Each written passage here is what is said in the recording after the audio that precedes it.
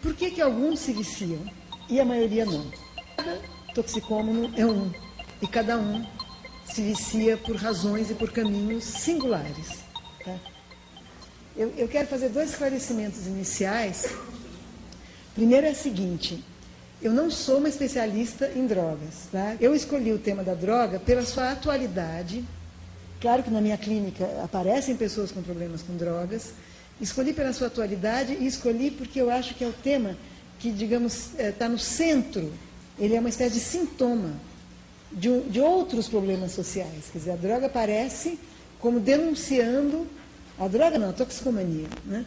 Como denunciando problemas que todos nós, mesmo quem nunca experimentou nenhum tipo de droga, vivemos hoje. Então foi por isso que eu escolhi, porque ela nos ajuda a problematizar todas as nossas relações na vida contemporânea. A segunda coisa que eu quero esclarecer é que provavelmente essa não será uma palestra contra as drogas. Eu pretendo discutir a questão, principalmente do ponto de vista do grande problema, que é o tráfico e o vício, né, a adição. Né?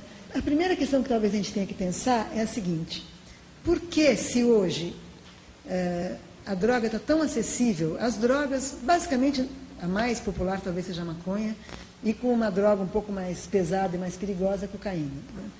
Né? Mas se a droga hoje está tão acessível, principalmente na adolescência ou desde a adolescência, por que, eu acho que essa talvez seja a pergunta para a psicanálise, né? Não é que essa pergunta interesse a todos, mas eu vou levando por onde dá.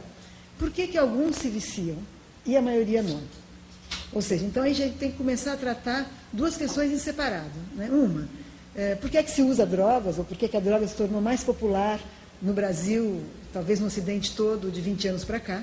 Quando eu era adolescente, a droga era uma exceção, era um segredo, era uma coisa desconhecida, alguns iniciados, né? Tinha um poder, tinha um valor, inclusive, de experiência subjetiva, de enriquecimento da subjetividade, de transgressão, muitas pessoas procuravam a droga para afirmar uma atitude assim, contra o autoritarismo, enfim, era uma outra coisa. Né? Hoje a droga é quase, na adolescência, quase banal.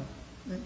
Então, a primeira pergunta seria essa: por que ela sendo tão banal e de tão fácil acesso, alguns se viciam mesmo, se tornar toxicômanos, ter problemas de desempenho, problema escolar, problemas com a saúde, etc., e a grande maioria não.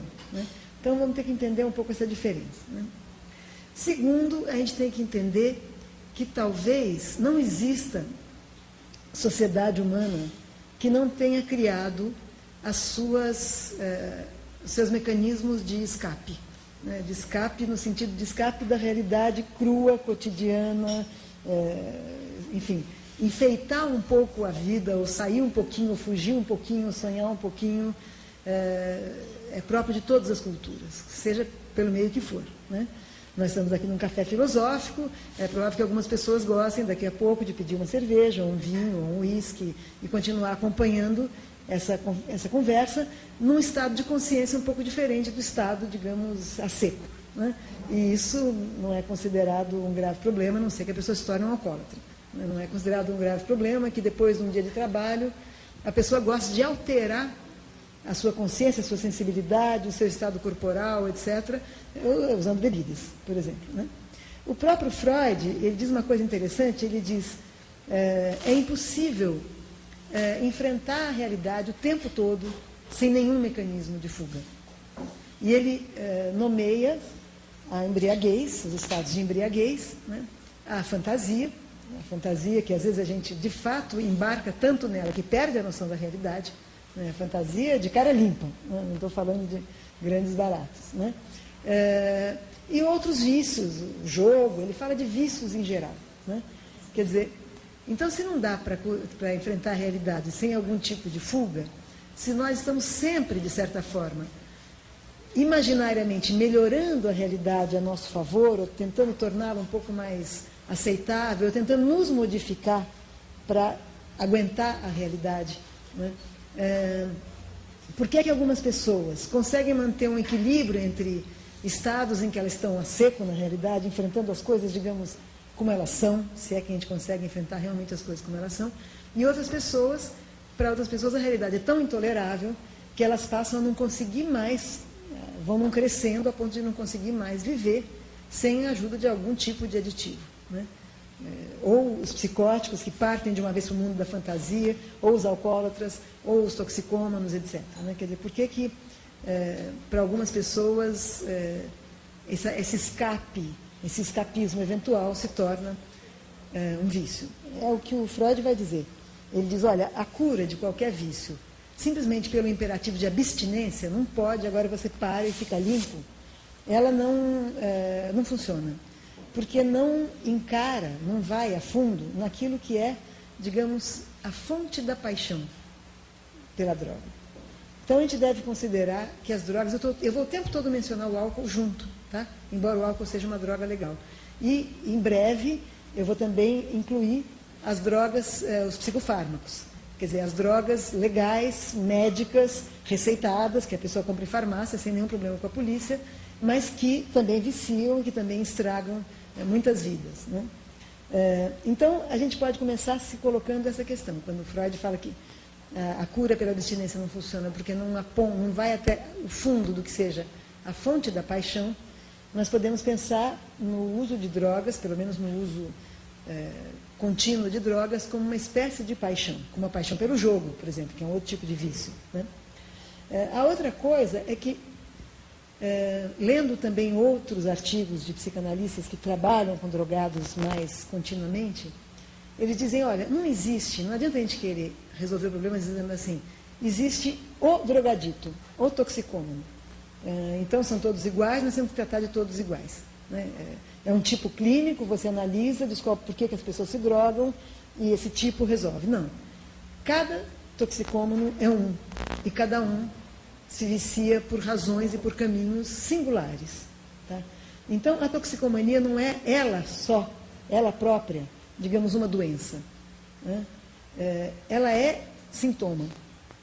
E sintoma que pode estar resolvendo problemáticas diferentes para cada um. Tem uma psicanalista que usa essa expressão, que é uma expressão grega, da droga como fármacon, que é uma expressão que designa aquele remédio que, ao mesmo tempo que é remédio, se você aumentar a dose, ele é um veneno, né? Como o arsênico, por exemplo, né?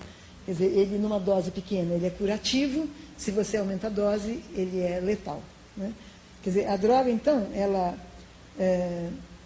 como tóxico, é como se o sujeito ficasse transitando, digamos assim, nessa linha até o limite em que o fármaco, remédio no sentido aqui de remédio para a sua angústia, para a sua ansiedade, para a sua dor de viver, para a sua dificuldade de enfrentar socialmente os outros, enfim, para cada um é remédio para alguma coisa, né? Ele vai testando em que ponto esse remédio pode se tornar um veneno, né? Então tem aí, nesse teste de resistência que alguns drogados fazem, uma espécie de teste, digamos, da sua onipotência imaginária. Quer dizer, a gente pode imaginar um jovem, uma jovem, um homem, alguém pode se viciar também na vida adulta, não é uma coisa só da adolescência, que se acha, de certa forma, invulnerável, né? E esse sentimento de invulnerabilidade, quer dizer, nada vai me atingir, nada vai me destruir, produz como contrapartida uma espécie de um namoro com a morte. Quer dizer, se eu me sinto invulnerável, quer dizer, se eu me acho tão perfeito, tão maravilhoso, em psicanálise a gente diria, não tem castração para mim, não tem falta, né? Para eu me livrar disso, desse estado, que é um estado quase de vida congelada, de vida que não tem vida, porque não tem marca de falta, de sofrimento, etc., eu pulo para o outro extremo e vou namorar com a morte. Quer dizer, eu vou ver até onde eu aguento, eu vou ver se esse negócio ganha de mim ou se eu ganho dela, né? Às vezes, quer dizer, quando eu disse a droga começa como remédio e pode terminar como tóxico, na questão do fármaco, né?